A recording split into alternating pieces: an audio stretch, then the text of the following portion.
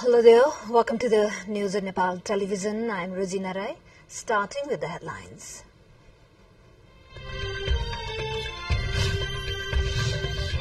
Confusion looms over Sudupasim government formation. Session over Gandagi Assembly called for April 19 amid opposition's protest. National Vitamin A campaign takes place from today until tomorrow. 3.2 million children targeted to provide vitamin A and deworming tablets nationwide. Croatian ruling party wins the election without a majority. Country likely to face a period of uncertainty forming a government. And UAE hit by a record rainstorm causing deadly flash floods, disrupting flights, travel chaos in world's second busiest Dubai airport.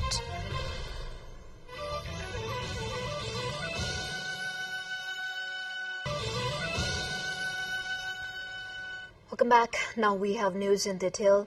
CPN Unified Socialist lawmakers Driga Sodari asked the candidate for Chief Minister of the Sudupasim province could not register his claim at the province assembly in the absence of a clear note from a key coalition partner, CPN UML. Earlier yesterday, political parties in the ruling coalition at the centre had agreed to allocate the provincial leadership to the CPN Unified Socialist Party's candidate based on the call of the province chairman as well as a consensus among ruling partners, namely CPN UML, CPN Mao Centre, CPN Unified Socialist, Nagarik Unmukti Party and an independent lawmaker. A claim was scheduled to be registered by afternoon yesterday. However, indecision from the UML side obstructed the registration. UML Province Assembly member Dharmaraj Pathak has assured the issue of Sudupasim Chief Minister will be resolved by Thursday afternoon. Nepali Congress Parliamentary Party in Gandaki Province has objected to Province Chief Dilli Raj Bhatta's call of assembly meeting, reasoning that the case on the fate of present assembly was sub judice at Supreme Court. Parliamentary Party leader Surendra Raj Pandey reminded in a press statement that assembly meeting was summoned by ignoring Supreme Court's interim order, constitution and existing law. Pandey also denounced the appointments that the province government has made over this time. Nepali Congress had filed a writ petition at Supreme Court on April 9 against appointment of UML leader Khagraj Adhikari as the province chief minister with the voting of the speaker. In response, Supreme Court had issued an interim order asking the Gandaki province government not to proceed with any works until case gets settled. To other update, the nationwide vitamin A program for children is taking place today and tomorrow. Under the campaign, vitamin A capsules will be administered to children aged 6 months to 59 months and deworming tablets to children aged 1 to 5 years. Vitamin A will be given to about 3.2 million children and deworming tablets to about 2.9 million children. The government has been organizing a vitamin administration campaign since 2015 BS. A total of 52,000 female community health volunteers and 10,000 health workers have been deployed for the National Vitamin A program today and tomorrow. We take a short break here. Stay with us. Welcome back. You are watching Nepal Television News. Now we have remaining update and we have now international headliners. The Chinese and the Indonesian foreign minister called for an immediate and lasting ceasefire in Gaza after meeting in Jakarta on Thursday, condemning the humanitarian cost of the ongoing war that has killed tens of thousands of Palestinians. Indonesia's Minister for Foreign Affairs, Retno Marsudi, told reporters that the two countries share the same view about the importance of a ceasefire and of resolving the Palestinian problem through a two-state solution. Wang blamed the United States for holding up ceasefire resolutions at the UN. Now, Croatia election. Croatia's ruling Conservative Party won the most seats in parliamentary party elections, but not enough to form a government, according to almost complete official results.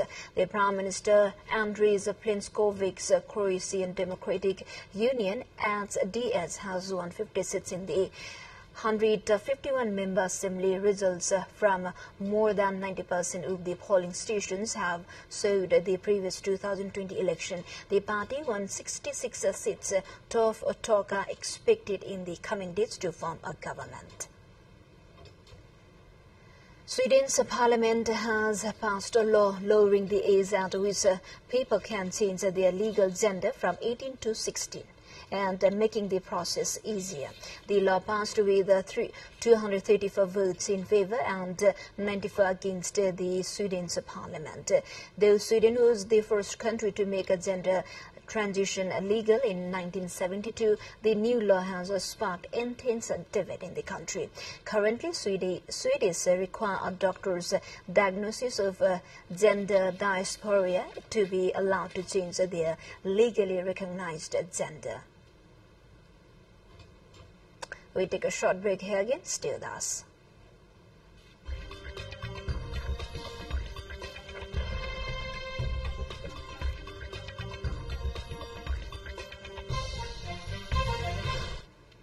Now, remaining international update, UAE reels for a third day after record-breaking storm in the country. The United Arab Emirates was still grappling on Thursday with the aftermath of a record-breaking storm this week that brought most of the country to a standstill. In Dubai, operations at the airport, a major travel hub, remained disrupted after Tuesday's storm flooded the runway, resulting in flight diversions, delays and cancellations.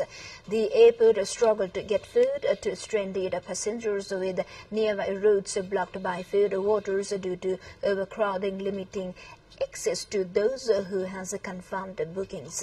A UAE government agency that oversees cloud seeding, a process of manipulating clouds to increase rainfall, denied that any such operations took place before this storm.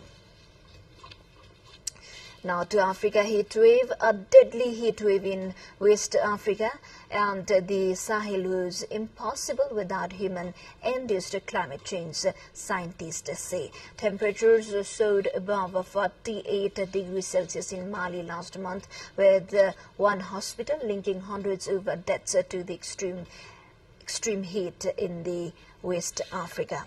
And researchers say human activities like burning fossil fuels made temperatures up to 1.4 degrees Celsius hotter than normal. A separate study on drought in southern Africa said El Nino was to blame rather than climate change.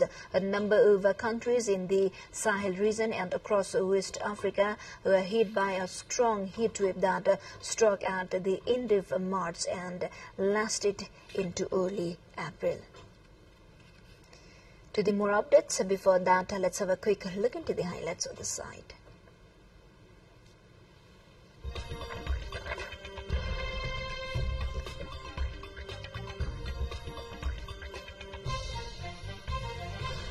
Scientists have identified what was probably the largest marine reptile ever to swim in the seas, a creature longer than two nose basses. The creature lived around 202 million years ago alongside the dinosaurs. Its fossilized jawbone was found in 2016 by a fossil hunter on a beach in Somerset, UK. In 2020, a father and a daughter found another similar jawbone. Experts now say the fossils are from two giant reptiles which could have been 25 meters long. Now to sports.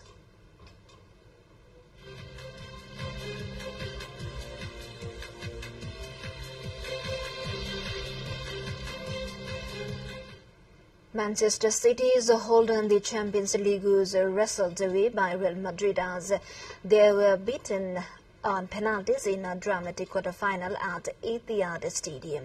The holders recovered from going behind to Rodrigo's early strike to lay siege to Real's goal, finally equalizing 14 minutes from the end of normal time when Kevin De Bruyne pounced on Antonio Rodrigo's clearance. City had 33 shots to Real's 8, 18 corners to 1, but they just could not put Carlo Mendes away. It ended City's bid from another treble over Champions League, Premier League and FA Cup, and they must now recover from this grueling encounter to defend the latter in the semi-final against Chelsea and Wembley on Saturday. Before we wrap up, quick reminders of the headlines once again.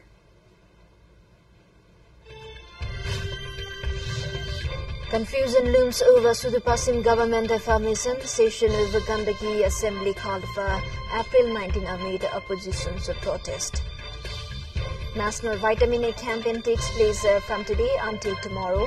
3.2 million children targeted to provide vitamin A and deworming tablets nationwide.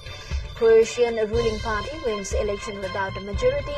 Country likely to face a period of uncertainty forming a government.